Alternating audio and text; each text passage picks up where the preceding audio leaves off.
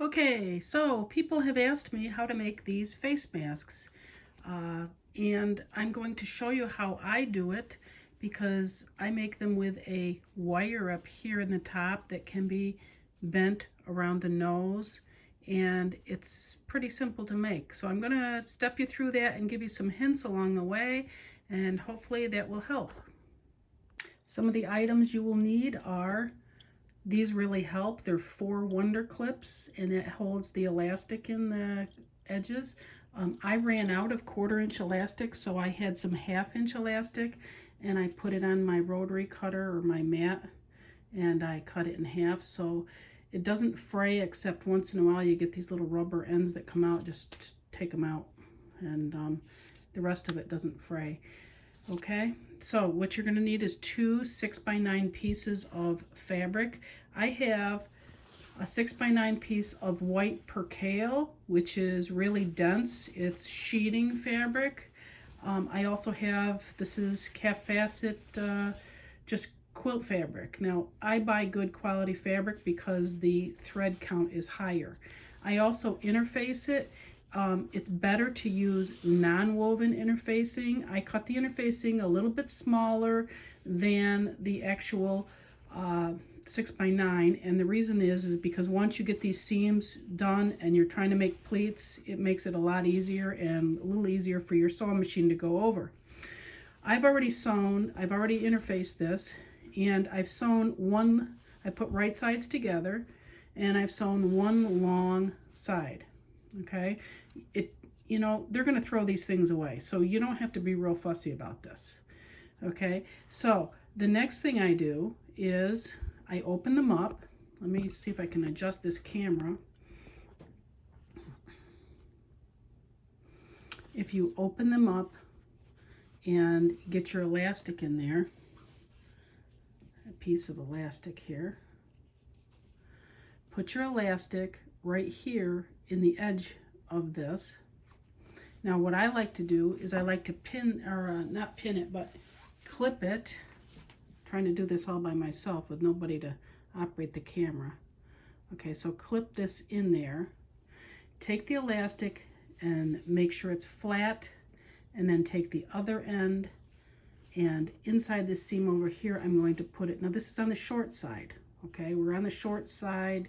We're going to put 2 pieces of these in, and the elastic is about 6.5 to 7 inches long. So yeah, it's kind of hard to do this while the camera is in front of me trying to see what I'm doing, but anyway, so take and clip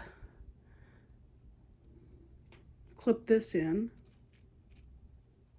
Yeah, okay, so once this is clipped in, all you have to do is fold this fabric over. It's easier to do it like this. You know, you can pin. I'm not a pin fan. I'm going to pinch that elastic right where it is, and then I'm going to just move this clip and clip both pieces of fabric with the elastic inside. Pull it straight across and pin this other side like this. Okay, you're going to do that to the other short end also. Okay, I'm going to do that, and then I'm going to be right back with the sewing machine and show you how to finish it. Okay, both sides are clipped, and I have just a plain needle in here. I would suggest, if you're sewing over thicknesses later when we do the tucks, I would suggest that you get a 14, 90-14 or higher, even a 16 needle if your machine doesn't handle them. I'm going to thread the needle. I just have a regular presser foot on. This is the, with the FOF, it's just the one, just normal. If you're on a baby lock, it's probably your J foot. And I'm not going to worry about seam allowances. It's about 1/4 inch or a little bit more. Okay, I'm going to put the needle down. Whoops, forgot. We got to hit start sewing on this. My needle is in the center position. I'm using just a regular straight stitch, and I'm going to go forward and back over the edge of that elastic, and I'm going to come right straight down the short side. When you get to this end, you just slide that pin out of there, pull your elastic out. Once you hit that elastic, just go back and forth a couple of times, needle down, pivot, and you're going to sew. Now this is the long side that's completely open. I'm only going to sew down part way, and then I'm going to backstitch a little. Cut the thread. Now, since I've already got this other one, I'm just going to slide this forward a little bit, and I'm just going to leave maybe 2.5 to 3 inches open here. Forward and back again. Come down to this clip.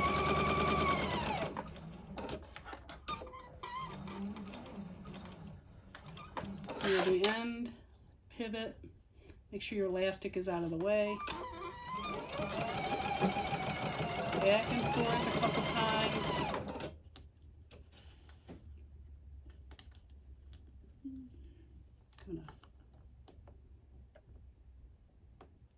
Fabric is slipping because it's on top of that elastic, but that's okay.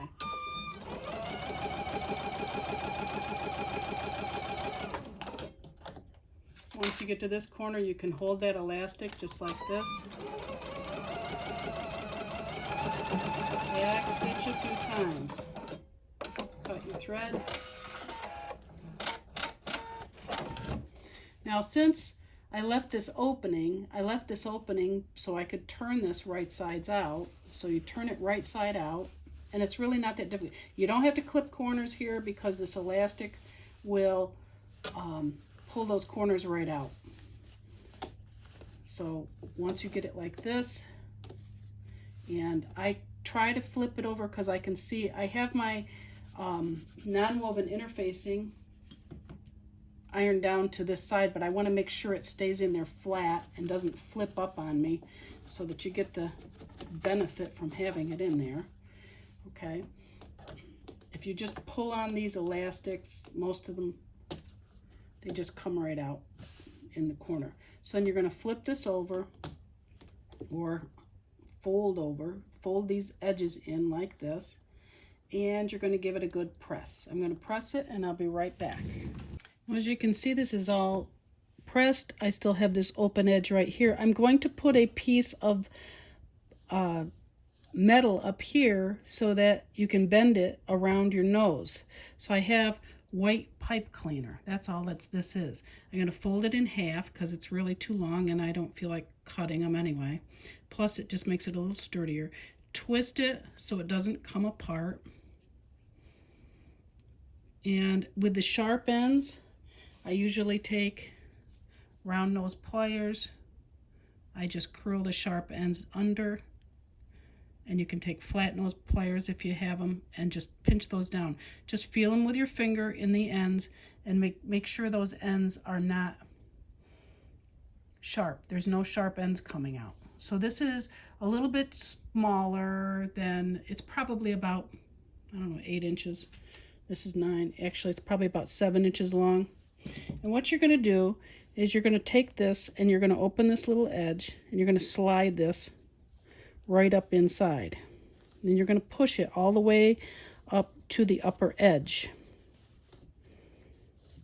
It really goes in there pretty easily.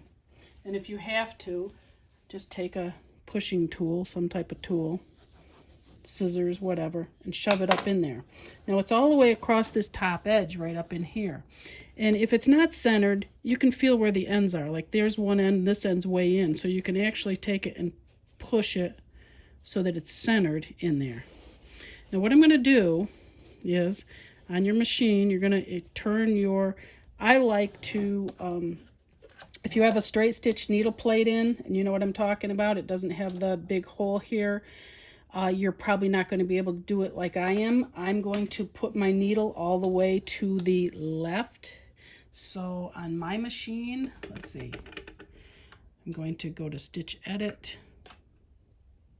and I'm going to move this all the way to the left.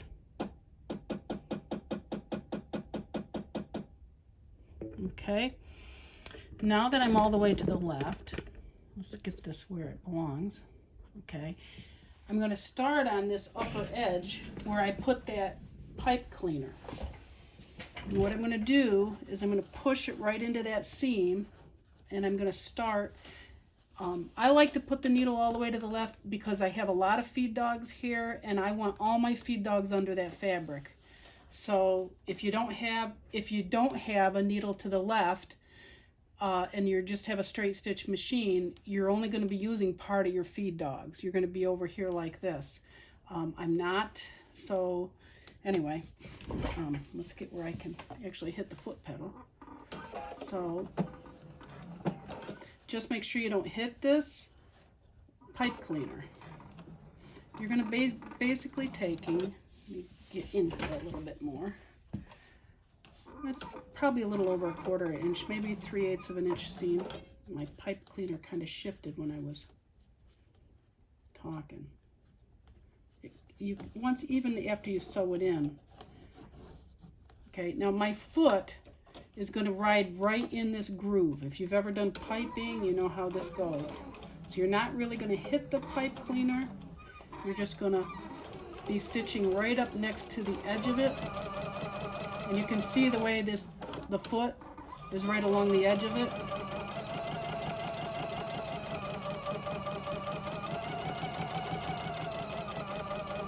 I get to this end and I come almost to the end. Pivot.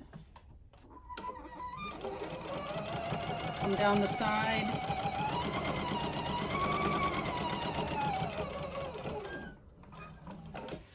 Pivot, and this is where my opening is, over here. So make sure that those are together.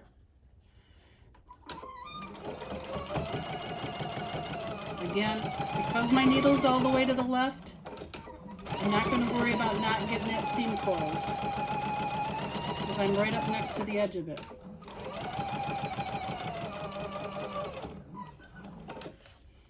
Pivot again. And also, if you're pivoting, and well, I should have showed you that, right? Okay, so let's go down, needle down. If you're pivoting, and sometimes this happens, your presser foot doesn't come up all the way. Now, if you're on a Bernina, you're going to be using your hover, and you're going to change your hover height. This one, I just have this automatically needle down, presser foot up. If it doesn't come up all the way and you have a presser foot lever, I don't. You can lift it up higher, it'll come up higher, or on this machine, I just push this button and my presser foot comes up higher, so that it doesn't get all junked up underneath it. That doesn't make sense to you? I don't know. Anyway, you get down to this end, just back stitch a little. Cut your thread. And we're almost done, but we got to put those pleats in there. So, I like to press them first. Now, I'm going to trim those threads. So what I do is I fold this, and I found out, you know, they want 3 pleats, but honestly 2 work. So about 1 inch down, I'm going to fold this right flat up and give it a little finger press with my fingers.